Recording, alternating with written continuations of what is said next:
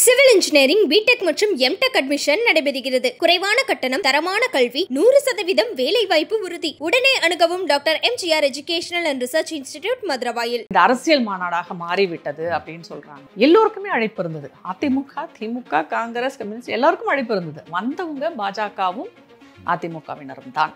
மற்ற கட்சிக்காரங்களும் வரல. அரசியல் பேசக்கூடாது என்ற எந்த கட்டாயமும் இல்லை. ஏன்னா இதே கிறிஸ்தவர்கள் மாநாட்டில் போயிட்டு தான் நானும் கிறிஸ்தவன் தான் அப்படின்னு உதயநிதி அவர்கள் பேசியிருக்காங்க. இதே இஸ்லாமியர்கள் மாநாட்டில் போயிட்டு சனாதனத்தை ஒழிப்போம்லாம் பேசியிருக்கிறாங்க. அந்த திருமாவளவன் அவர்களுடைய மாநாட்டில் சொன்னார், இந்த முருகன் மாநாட்டை நடத்தி நம்மளை ஏமாத்துறாங்க. யாரை ஏமாத்துறாங்க? முருகன் மாநாட்டை நடத்தி யாரை ஏமாத்துறாங்க? இவர் இப்போ தான் ஒரு மாநாடு நடத்தினார் இல்லையா, மதசார்பின்மை மாநாடு. அது யாரை ஏமாத்த நடத்துகிறாரு? திருமாவளவனை பொறுத்த வரைக்கும் ஒரே ஒரு கேள்வி தான். அவர் பட்டியலின மக்களுக்காக நான் போராடுறேன் அப்படின்றார். அப்போ நீங்கள் பட்டியலின அமைச்சர் எத்தனை பேர் இருக்கிறாங்க இன்னைக்கு திராவிட முன்னேற்ற கழகத்தில்? இதே திராவிட முன்னேற்ற கழகத்தை சேர்ந்தவர்கள் தான் முருகனுக்கு ரொம்ப கேவலமாகவும் பேசியிருக்காங்க. திருமாவளவனும் பேசியிருக்காரு, கோயில்களை பற்றி பேசியிருக்காரு. கந்த சஷ்டி கவசத்தை கற்பூர கூட்டம் ரொம்ப மோசமாக பேசிச்சு. அப்போ இவங்க திமுக என்ன பண்ணாங்க? இதே சத்யராஜ் என்ன வாயை திறந்து சொன்னாரா ஏதாவது? அதே கற்பூர கூட்டத்துக்கு ஆதரவாக பேசினவர் அவரெல்லாம்.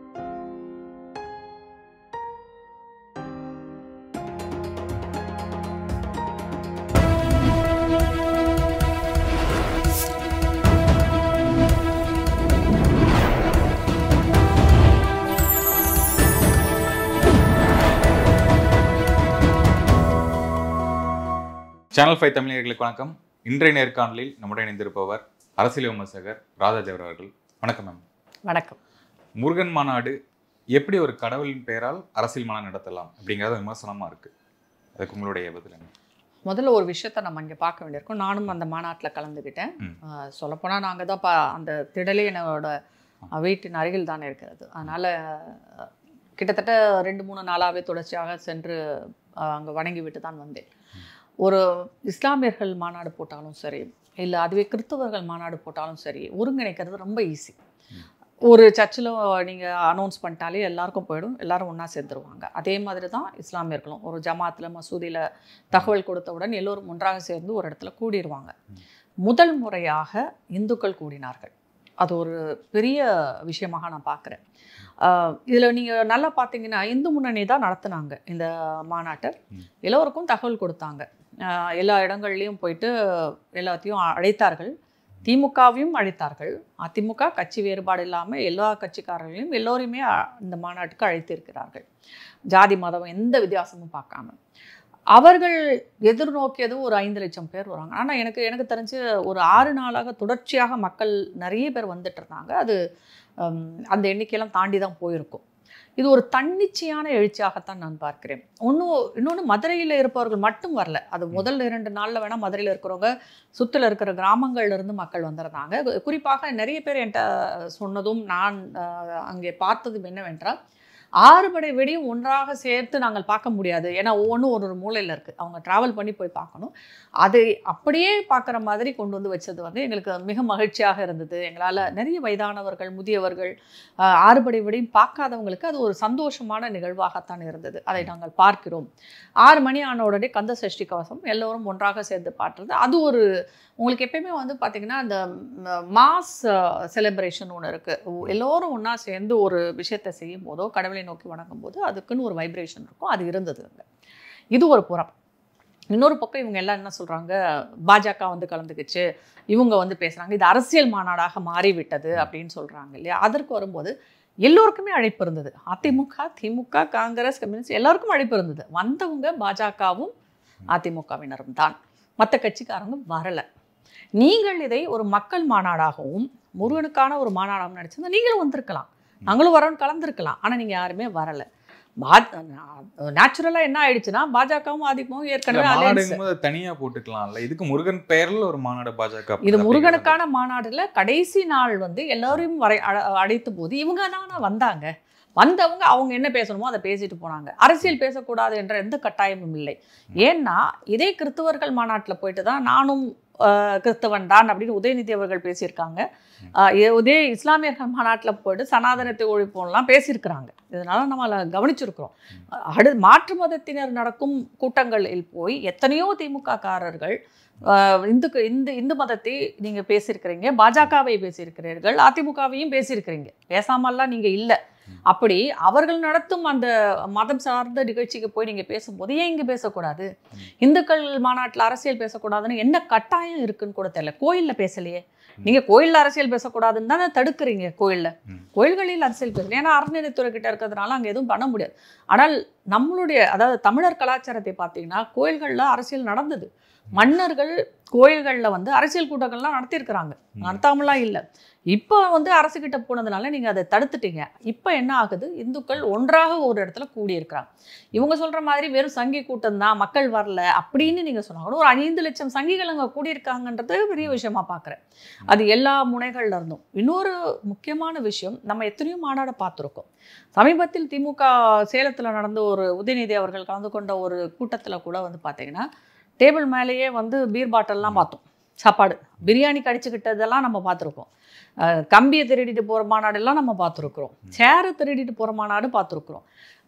இருக்கிற அந்த வாழைக்கோத்து கொலை எல்லா கரும்பெல்லாம் திருடிட்டு போகிற மாநாடு. இது மாதிரி எந்த ஒரு நிகழ்ச்சியும் இங்கே நடக்கலை.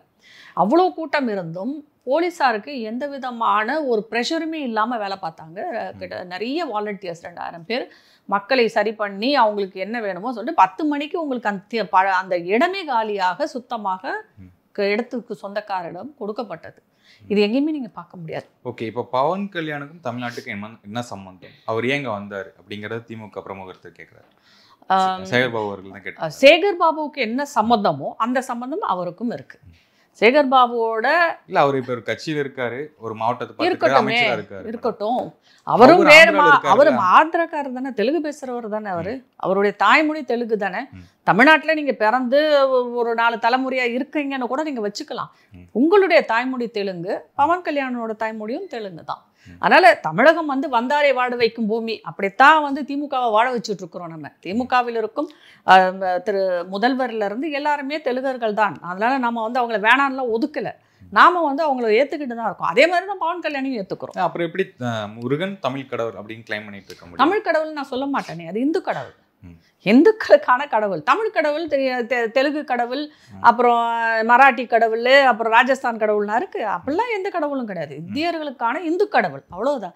அவர் பிள்ளையாரை வந்து மகாராஷ்டிராவில் வணங்குறாங்க. விநாயகர் சதுர்த்தி அங்கே சிறப்பாக கொண்டாடு. அதுக்காக வந்து அவர் மராட்டிய கடவுள் ஆயிடுவார்.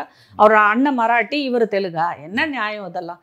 அவர் ஒரு இந்து கடவுள். தமிழகத்தில் நாம் வந்து அவரை கொண்டாடுறோம், அவ்வளோதான். நம்ம முழுமுதற் கடவுளாக இன்றைக்கும் வந்து கோயிலில் பிள்ளையாரை தான் வச்சுருக்கிறோம். நம்ம ஃபஸ்ட்டு பிள்ளையாரை வணங்கிட்டு தான் முருகரே வணங்குவோம். முருகன் வந்து இங்கே நம்மளுடைய ஐதீகப்படி இங்கே வள்ளியை வந்து கல்யாணம் பண்ணார். தெய்வானை கிடையாது, வள்ளி வந்து ஒரு குறவ இனத்தை சேர்ந்த பெண், அவரை வந்து கல்யாணம் பண்ணாருன்னு நம்ம சொல்கிறோம். மற்றபடி வந்து தமிழ் கடவுள்லாம் சொல்லிட்டு ஏமாத்திட்டு தெரியுறாங்க, அதெல்லாம் கிடையாது. அவர் ஒரு இந்து கடவுள்.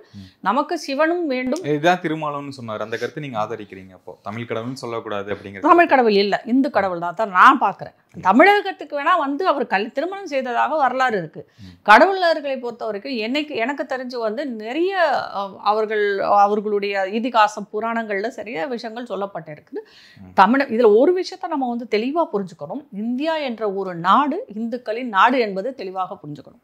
அவர் முருகர் அவருடைய தந்தை இமயமலையில் இருந்தார், இவர் தமிழகத்துக்கு வந்திருக்கிறார். இப்போ இமயம் முதல் குமரி வரை இந்துக்களால் ஆளப்பட்ட, இந்துக்கள் அதிகம் இருக்கும் இந்து நம்பிக்கையை கொண்ட ஒரு நாடு இது, இந்து நாடு. இதில் எந்த மாற்று கருத்தும் இல்லை. நமக்கு இந்துக்கள் வந்து மொழியாலோ இனத்தாலோ ஜாதியாலோ இல்லை மாநிலங்களாலோ நாம் வந்து வேறுபடலை.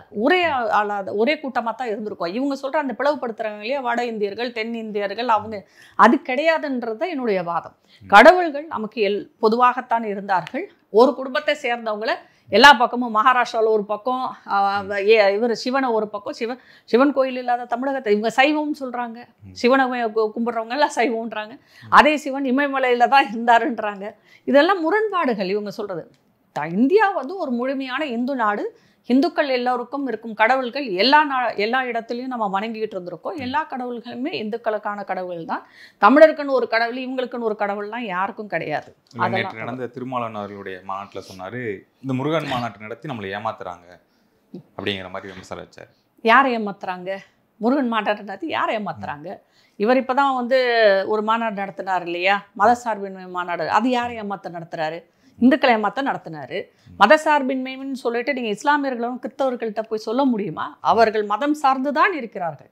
அவர்கள் மதம் தான் முதல்ல, அதுக்கப்புறம் தான் மற்றது. இந்துக்கள் மட்டும்தான் மதசார்பின்மை வந்து பொருந்தும். இந்துக்களில் தான் வந்து நீங்கள் மதம் இருக்கும், நாத்திகர்களும் வந்து இந்துக்களாக இருக்க முடியும். ஆனால் நாத்திகர்கள் இருக்க முடியாதுல்ல. 90% இந்துக்களோட ஓட்டு வந்து திமுகவுக்கு தான் இருக்கு, இந்த மாநாடு நடத்தி இழுக்கிறாங்க அப்படிங்கிற திருமாவளவன் சொல்றாரு. 90% இல்லை, ஒரு குறிப்பிட்ட அளவு திமுகவுக்கு இந்துக்கள் போடுறாங்க. அங்கேயும் வந்து அரசியல் நீங்கள் செஞ்சுருக்கிறீங்க. இந்துக்களை திராவிடர்கள்னு பிரிச்சுட்டீங்க. நீங்கள் திராவிடர்கள்னு ஒரு அடையாளத்தை கொடுத்து அவங்களுக்கு என்னமோ இல்லாத ஒரு அடையாளத்தை ஏற்படுத்தி இருக்கிறீங்க. அதுக்கப்புறம் வந்து அதுலேயே நாத்திகம் பேசுகிற இந்துக்களும் இருக்கிறாங்க, அவங்களும் இவங்களுக்கு ஒரு குரூப் இருக்குது. அதனால் தமிழர்களை வந்து முட்டாளாக ஆக்குவது இவங்க தான். இந்த மதசார்பின்மை என்று சொல்லி முட்டாளாக்கிட்டு இருக்கிறீங்க, திராவிடம்னு சொல்லி முட்டாளாக்கிட்டீங்க. எங்கேருந்து திராவிடம் வந்தது? உங்களுக்கு ஆந்திரா, தெலுங்கானா, கர்நாடகா, கேரளா இவங்கெல்லாம் ஒத்துக்காத ஒரு விஷயத்தை ஏன் தமிழர்களை மட்டும் ஒத்துக்கொள்ள வைக்கிறீங்க? மொழிவாரி மாநிலமாக பிரிக்கப்பட்டதுக்கு அப்புறம் தான் நம்ம வந்து தமிழர்கள், கேரளா அப்படி இப்படின்னு பிரிஞ்சுது. இல்லாட்டி அப்போ அதுக்கு முன்னாடி இந்தியர்களாகத்தானே இருந்தோம். ஆங்கிலேயன் இருக்கிற வரைக்கும் இது இந்திய நாடு, இந்தியர்கள் தான். அவன் வந்து அப்படியெல்லாம் பிரித்து பார்க்கலாம். ஆனால் அவன் ஒரு விதையை வந்து ஊண்டிட்டு போயிட்டான். இந்த திராவிட கட்சிகளை வச்சு, தீக்காவை வச்சு ஒரு விதையை வந்து தமிழகத்தில் ஊண்டிட்டான். ஏன்னா இவங்க திராவிடஸ்தான் கேட்டவங்க. அதே இவங்க நாங்கள் வந்து திராவிடஸ்தான்னு கொடுங்க, நாங்கள் வந்து ராணிக்கு, அது யாருக்கு? ராணிக்கு. இவங்க சமூக நீதியை பற்றி இன்றைக்கி பேசுகிறாங்க, ஜனநாயகத்தை பற்றி பேசுகிறாங்க, மதசார்பினி. ஆனால் ராணிக்கு நாங்கள் டைரெக்டாக ரிப்போர்ட் பண்ணிக்கோன்னு சொன்னவங்க இவங்க. யார்? இங்கிலாந்து ராணிக்கு. வெள்ளத்தோளாக இருந்தால் அவங்க வந்து ரிப்போர்ட் பண்ணுவோன்னு சொல்லிட்டு திராவிடஸ்தான் கேட்ட கட்சி தான் திராவிட கழகம். அப்படி இருக்கும்போது இவங்களுக்கு என்ன அருகதை இருக்கு பேசுறதுக்குன்னே தெரியாது. திருமாவளவனை பொறுத்த வரைக்கும் ஒரே ஒரு கேள்விதான். அவர் வந்து பட்டியலின மக்களுக்காக நான் போராடுறேன் அப்படின்றார். அப்ப நீங்க பட்டியலின அமைச்சர் எத்தனை பேர் இருக்கிறாங்க இன்னைக்கு திராவிட முன்னேற்ற கழகத்துல? நீங்க ஆட்சியில இப்ப சமீபத்துல அவர் பேசினா, நான் ஆட்சியில பங்கு கேட்பீங்களான்னு கேட்டா, அதுக்கு என்னோட உயரம் தெரியும், அது தெரியும், இது தெரியும்னு ஒரு பாடம் எடுத்திருக்கிறாரு. ஏன் 234 தொகுதியிலும் நாங்க நிக்கிறோம் அந்த மாதிரி எல்லாம் சொல்லிட்டு இருக்காரு. நிக்கட்டும், எங்களுடைய பலம் இருக்கு அப்படின்னு சொல்றாரு. அவரை நிக்கத்தான் சொல்றோம். நீங்க 230 தொகுதியில நில்லுங்க, உங்க பலத்தை காமிங்க. இன்னைக்கு 2% ஓட்டு அவருக்கு இருக்கு, வாக்கு வங்கி இருக்கு, 2 MP இருக்காங்க, 4 MLA இருக்கிறாங்க, 2 பொது தொகுதியில ஜெயிச்சிருக்காரு. நில்லுங்க, உங்களை யார் தடுத்தது? நீங்க உங்க பலத்தை காமிங்க. இல்ல இப்ப ஜெயிச்சிருக்கீங்களா, ஆட்சியில வேலை இல்லைன்னு சொல்றாரு. ஏன் பட்டியலின மக்கள் எல்லாம் என்ன சொல்றீங்க? பட்டியலின மக்களுக்கு எதுக்கு ரிசர்வேஷன் கொடுக்குறோம்? அதிகாரத்துக்கு வரணுன்றதுக்காக தானே ரிசர்வேஷன் கொடுக்குறோம். ஒரு அதிகாரியாக வந்து மேல இருக்கிற போது தான் உங்களுக்கான சமூக நீதி கிடைக்குது. ஏன் அரசியல்ல மட்டும் அது கிடைக்கக்கூடாதா? ஏன் வந்து உங்க பட்டியலின மக்களை வந்து அமைச்சர்களாக ஆக்கக்கூடாது? ஆட்சியில் அதிகாரம் கேளுங்க, பங்கு கேளுங்க. ஏன் கேட்க மாட்டேங்க? அப்போ உங்களுக்கு ஏதோ அவங்க போட்டாங்கன்னா நீங்கள் அதை வாங்கிக்கிட்டு சும்மா இருப்பீங்க. இது வந்து பட்டியலின மக்களை ஏமாற்றுவதாகாதா? ஏன் பட்டியலின மக்கள் வந்து திமுக அமைச்சரவையில் இருக்கக்கூடாதா என்பதுதான் என்னுடைய கேள்வி. 2 பேர் இருக்காங்க, அதுவும் ஒருத்தவங்க வந்து அந்த இதுக்கே இருக்காங்க, அந்த துறைக்கு, பட்டியலின துறைக்கு அவங்களுக்கு தான் இருக்கிறாங்க. மற்றபடி பெருசாக இருக்கு. ஏன் பொது தொகுதியில் நீங்கள் 2 பேர் நிற்கிறீங்க, அடுத்த தடவை 240 நில்லுங்க, எல்லா தொகுதியிலையும் கூட நில்லுங்க. யாரும் உங்களை வேணாம் சொல்ல. தமிழகத்தை பொறுத்த வரைக்கும், இந்தியாவை பொறுத்த வரைக்கும் யாரும் எங்கேயும் நிற்கலாம். அது உங்கள் ஜாதியை சார்ந்தது அல்ல. நீங்கள் நின்று ஜெயிச்சா உங்களை வந்து கொண்டாடத்தான் போகிறோம். இன்றைக்கு முதல்வராக இருக்கும் ஸ்டாலின் அவர்கள் பெரும்பான்மை ஜாதியை சேர்ந்தவரா? கிடையாதே. ரொம்ப மைனாரிட்டியாக இருக்கிற ஒரு கம்யூனிட்டியை சேர்ந்தவர் தான் அவர். அவர் ஜாதி இல்லை, மதம் இல்லைன்னு என்ன வேணாலும் சொல்லட்டும். ஆனால் அதை சேர்ந்தவர் தானே. அவர் தான் நமக்கு முதலமைச்சராக இருக்கிறாங்க. முதல்ல இருந்தவங்க எடப்பாடி அவர்கள் வந்து தமிழ் குடியை சேர்ந்தவராக இருந்தார். அதுக்கு முன்னாடி இருந்த ஜெயலலிதா அவர்களை எடுத்துக்கொண்டால் அவர் வந்து பிராமண 2% இருந்தவங்க தான். அதுக்கு முன்னாடி இருந்த முதலமைச்சர் நம்மளுடைய MG ராமச்சந்திரன் மலையாளி. அவங்க எவ்வளோ பேர் இருக்காங்க, அவரையும் ஏற்றுக்கிட்டோம். அண்ணாதுரை தெலுங்கு, அவரையும் ஏற்றுக்கிட்டோம். எல்லாரையும் நம்ம ஏற்றுக்கிட்டோம். சீமான் ஒரு பக்கம் சொல்றாரு, அந்த தமிழர் தான் தமிழ்நாட்டை ஆள வேண்டும், அந்த கோட்டுக்கு என்ன சொல்றாரு? என்னை பொறுத்த வரைக்கும் அது அவர் சொல்வதில் வந்து அதில் ஒரு நியாயம் இருக்கிறதாகத்தான் பார்க்கிறேன். ஏன்னா இப்போ தமிழகத்தை பொறுத்தவரை ஒரு மாநிலம், இப்போ எல்லா மாநிலங்கள்லையும் அவங்கவுங்கள சேர்ந்தவங்க தான் ஆட்சி செய்கிறாங்க. எங்கேயும் வந்து மாற்று இதை சேர்ந்தவங்க யாரும் ஆட்சிக்கு வரலை. அதுதான் உண்மையும் கூட. தமிழகத்தில் தமிழர்கள் ஆளலாம். தமிழர்கள் தான் ஆள வேண்டும் என்ற கட்டாயம் எதுவும் கிடையாது. தமிழகத்தில் தமிழர்கள் ஆண்டுவது நல்லது. அதுக்காக வந்து ஒரு மோசமான தமிழன் வந்து ஆளணும்னு நான் சொல்ல முடியாது. முதல்ல அவங்களுக்கு இருக்க வேண்டிய தமிழன் என்ற அந்த அடையாளத்தை விட நல்லவன் என்ற அடையாளம், ஊழல் செய்யாதவன் என்ற அடையாளம், மக்களுக்காக வேலை செய்வோன் என்ற அடையாளம், இந்த 3 அடையாளம் ஃபர்ஸ்ட் வச்சுட்டு நீங்க தமிழன்ற ஒரு அடையாளத்தை கொண்டு வாங்க. வெறும் தமிழனா மட்டுமே இருக்கிறதுக்காக ஆட்சி செய்யணும் அப்படிங்கிறதெல்லாம் நம்ம ஏத்துக்க முடியாது. ஆனால் தமிழகம் இவங்க சொல்ற மாதிரி எல்லாற்றிலும் நம்ம முன்னோடி தான். நம்ம எல்லோருக்கும் வந்து வாய்ப்பு கொடுக்குற ஒரு மாநிலமாக இருக்கிறது. அது இருந்துட்டு போட்டோம். ஆனால் தமிழர்களை தமிழர்கள் தமிழர் என்ற ஒருவர் ஆள வேண்டும் என்றால் அவருக்கு அந்த நான் சொன்ன அந்த 3 தகுதி இருந்தால் தமிழர் ஆளலாம். அதை விட்டுட்டு சும்மா தமிழராக இருக்கிறான்றதுக்காகவே அவர் ஆட்சிக்கு வரணும் அப்படிங்கிறதெல்லாம் நம்ம ஏற்றுக்க முடியாது. ஓகே, இந்த பாஜக அதிமுக கூட்டணி பலமா இருக்கா, பலவீனமா இருக்கா, என்ன விஷயம்? நம்ம பார்த்துக்கிட்டே இருக்கோம், இது வலிமையற்ற கூட்டணி அந்த மாதிரி சொல்லிட்டே இருக்காங்க. அதிமுக வந்து ஒரு வலிமையான கட்சி, அதில் எந்த மாற்று கருத்தும் இல்லை. அவங்களுக்கும் பூத் லெவலில் வரைக்கும் திமுகவுக்கு நிகராக அவங்க வேலை பார்க்கக்கூடிய ஒரு கட்சி தான். இப்போ வரைக்கும் இவங்க கூட்டணி நம்பி தான் திமுக இருக்காங்க. கூட்டணி பலத்தினால தான் அவங்க இருக்கும்போது, இந்த கூட்டணி பலமாக இல்லாததுனால தான் துத்துட்டு இருந்தாங்க. இப்போ ஒரு கூட்டணி உருவாகிறது, அது பலமாக ஆகிறது என்று தான் நமக்கு தெரிகிறது. இல்லாட்டி திமுக இவ்வளோ அலற மாட்டாங்க. அதிமுகவை பற்றி நிறைய விமர்சனங்கள், எடப்பாடி அவர்களை பற்றி நிறைய விமர்சனங்கள், அதிமுக திராவிட இதை விட்டு போகுது அப்படி இப்படின்னு. அவங்கெல்லாம் அதை விட்டு வந்து ரொம்ப நாளாயிடுச்சு. சும்மா பேருக்கு அண்ணா திராவிட கழகம்னு வச்சுருக்காங்களே தவிர அவங்க ஒன்றும் ஈவேராவோட கொள்கையெல்லாம் அவங்க எதையுமே அவங்க அப்புறம்னா கடவுள் மறுப்பு சொல்லணும், கடவுள் மறுப்பு ஃபாலோ பண்ணுறாங்க. ஏன் திமுகவே அதை சொல்லலையே, கொள்கை என்ன தெரியாது இப்போ வரைக்குமே. அதை நீங்கள் பிரச்சனையாக இருக்குங்க. அவங்க திராவிட கட்சிகளை பொறுத்த வரைக்கும் என்னங்க கொள்கை? 2 பேருக்குமே தான் நான் சொல்கிறேன். நீங்கள் வந்து ஒரு கட்சியாக அரசாட்சியில் இருக்கும்போது மக்களுக்கு நல்லது செய்யணும், அது மட்டும்தான் கொள்கையாக இருக்க முடியும். நீங்கள் வந்து என்னது மதசார்பின்மை என்ற கொள்கையை வந்து அரசு கடைபிடிக்கணும்னா நீங்கள் வந்து மற்ற மதத்துக்கு சப்போர்ட் பண்ணிக்கிட்டு இந்து மதத்தை கேவலமாக பேசக்கூடாது. அது அதிமுக செய்யலை. திரு எம்ஜி ராமச்சந்திரனை பொறுத்த வரைக்கும் சரி, இவங்க எல்லாருமே வந்து கடவுள் நம்பிக்கை உள்ளவர்கள், கோயிலுக்காக நிறைய செஞ்சுருக்குறாங்க. அவங்க வந்து ஈவே ராமசாமி சொன்ன கடவுள் மறுப்பை எல்லாம் செய்யலையே. பிராமண எதிர்ப்பு இருந்ததா? இல்லையே. இதெல்லாம் தான் அவங்க கொள்கையாக வச்சுருந்தாங்க. திராவிட கழகத்தோட கொள்கை பிராமண எதிர்ப்பு, இந்து மதத்தை எதிர்ப்பது, கடவுள் மறுப்பு, இதெல்லாம் இவங்க எதுவுமே வச்சு இல்லையா? அப்புறம் எந்த கொள்கையை இவங்க ஃபாலோ பண்ணுறாங்கன்னு இவங்க சொல்கிறாங்கன்னு எனக்கு புரியவே ஞாபகம் வந்துச்சு. இந்த திருமாலன் அவர்களுடைய மாநாட்டில் சத்யராஜ் அவர்களும் பேசியிருந்தார், நடிகர் சத்யராஜ். ஆனால் இந்த முருகன் மாநாடு நடத்தி ஏமாத்துறாங்க, முருகன் வந்து எங்க ஆளு, உங்களுக்கே ஆப்பு வச்சிருவாங்க அப்படிங்கிற மாதிரி சொல்கிறார்.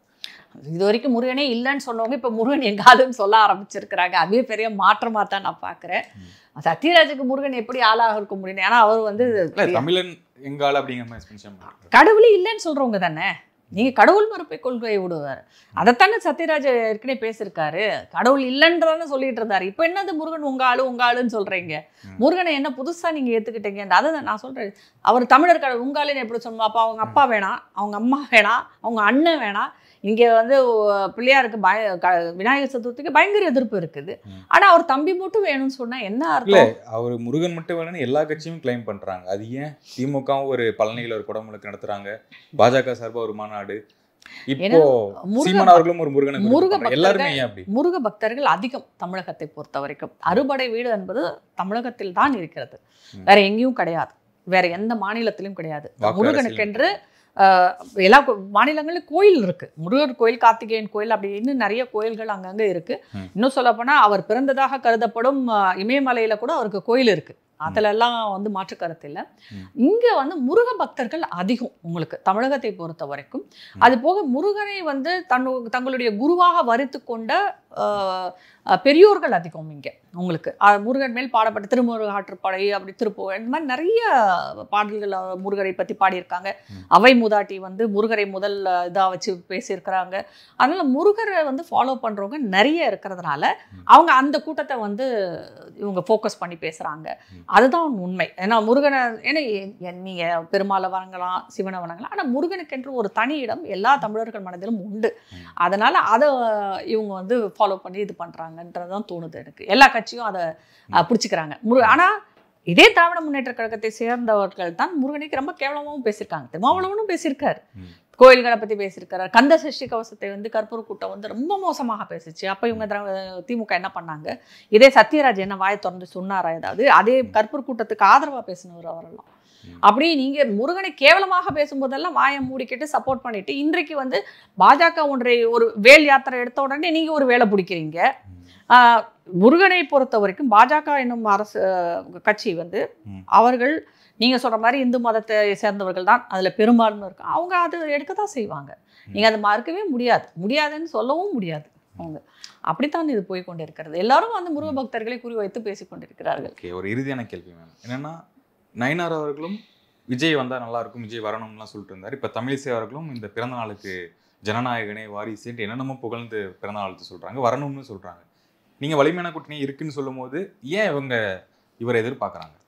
அவங்க திமுகவுக்கு எதிராக இருக்கும் எல்லா கட்சியும் ஒன்றா சேர்க்கணும்னு பார்க்குறாங்க. பாஜகவை பொறுத்த வரைக்கும் விஜய் அவர்கள் வந்து மாநிலத்தை பொறுத்த வரைக்கும் அவர் திமுகவை எதிர்த்து தான் அரசியல் செய்கிறார்.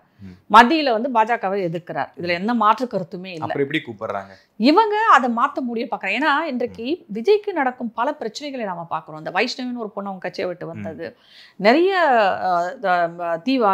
தாவேக்காவை சேர்ந்த உறுப்பினர்களை வந்து இந்த பக்கம் திமுக இழுக்கிறாங்க. நிறைய பேர் அவங்க கிட்ட போய் சேர்ற மாதிரி நிறைய பணம் கொடுக்குறாங்க, நிறைய விஷயங்கள் அங்கே விளையாடுது. அந்த கட்சியை உடைப்பதற்கான எல்லா வழியும் செஞ்சுட்டு இருக்கிறாங்க. இது ஏற்கனவே ஒரு திமுக செய்து விஜய் கட்சியை பொறுத்த வரைக்கும் அது ஒன்றும் இல்லாமல் பண்ணிடணும்னு நிறைய முயற்சிகள் அவர்கள் எடுப்பது கண்கூடாகவே தெரிகிறது. உங்களுக்கு தாவேக்காவுக்கும் திமுகவுக்கும் அப்படி பெரிய உரசல்கள் போய் கொண்டு இருக்கிறது. ஏன்னா இது தமிழகத்தை சேர்ந்த அரசியல், தமிழக அரசியலாகத்தான். ஏன்னா வந்து தாவேக்கா இன்னும் அவ்வளோலாம் வளரல, சென்டர்ல. இவங்க என்ன நினைக்கிறாங்க, எதிரிக்கு எதிரி நண்பன்ற கதையில அவரை தன் பக்கம் இழுக்க பார்க்குறாங்க. அது விஜய் சேர்வாரா என்பது வந்து அவர் தான் முடிவு பண்ணணும். ஆனா எனக்கு தெரிஞ்சு சேர்வதற்கு வாய்ப்பு இல்லைன்னு தான் தோணுது எனக்கு. ஆனா இவர்கள் வந்து பாஜக கூட்டணியில சேர்றது, அது பாஜக கூட்டணி பாஜக அதிமுக கூட்டணியில சேர்வதற்கு வாய்ப்புகள் குறைவாக இருக்கிற மாதிரி தான் எனக்கு தெரியுது. ஆனால் அவர் தனியாக நின்றால் ஜெயிப்பாரான்னா அவர் ஓட்டை உடைக்கிறதுக்கு வாய்ப்புகள் இருக்கு. யாரோட ஓட்டை வந்து அவர் உடைப்பாருன்னா கண்டிப்பாக திமுகவோட ஓட்டு தான் அதில் அடியாகும். சிறுபான்மையினர் ஓட்டெல்லாம் வந்து இளைஞர்கள் ஓட்டு, சிறுபான்மையினர் ஓட்டு விஜய்க்கு போகிறதுக்கான வாய்ப்புகள் இருக்குது. ஆனால் ஒரு விஷயத்தில் என்ன தெளிவாக தெரியுதுன்னா, தமிழக மக்கள் ஒரு மாற்றத்தை விரும்புகிறார்கள்.